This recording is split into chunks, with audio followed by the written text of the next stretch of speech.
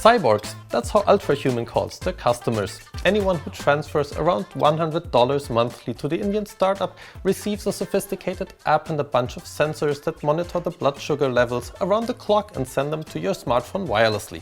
I was on the road as a cyborg for a fortnight, and here's what I experienced.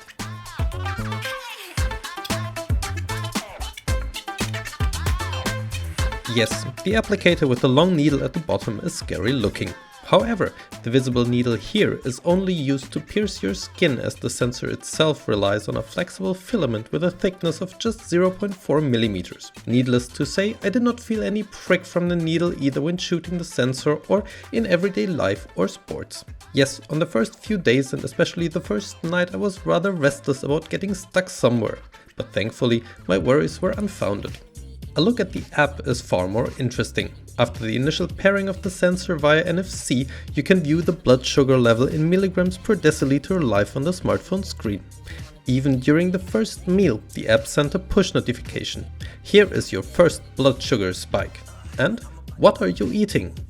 It's sushi, so shouldn't that be a light and healthy meal? Not so much. The white rice caused my blood sugar level to shoot up and then drop. The result? Tiredness, poor concentration levels, and above all, ravenous hunger, and that late in the evening.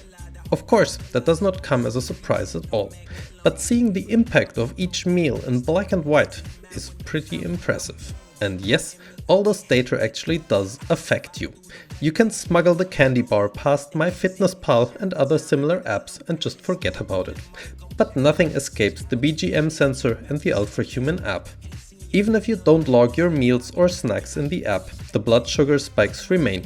If you track your meals either directly or through your linked MyFitnessPal account, the Ultrahuman app will provide you with top and flop lists based on your body's blood sugar response to the food. After 2 weeks as a cyborg, sushi, by the way, still remains number 9 on my top 10 flops. What else have I learned? Of course, anything with plenty of vegetables is great.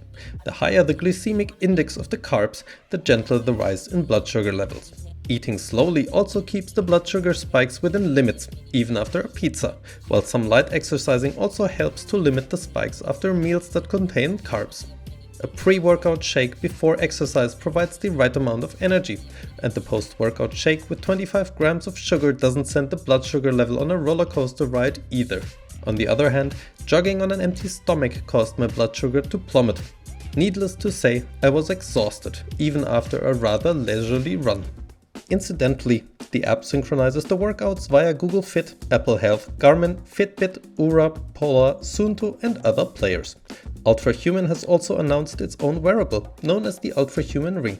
You will also find numerous video workouts for different training goals, meditation videos, podcasts on the subjects of fitness, nutrition and blood sugar, as well as the so-called metabolic vectors in the Ultrahuman app itself.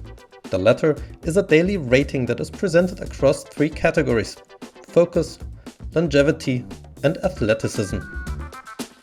So what's the bottom line?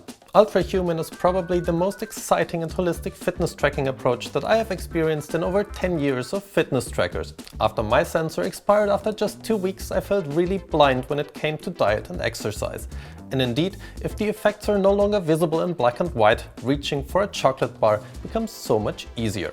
As soon as Ultrahuman arrives in Europe, I'll put a sensor on my arm, definitely, again. Thank you for watching. If you liked this video, then please leave us a comment and a thumbs up, and don't forget to subscribe to NextPit on YouTube. Bye!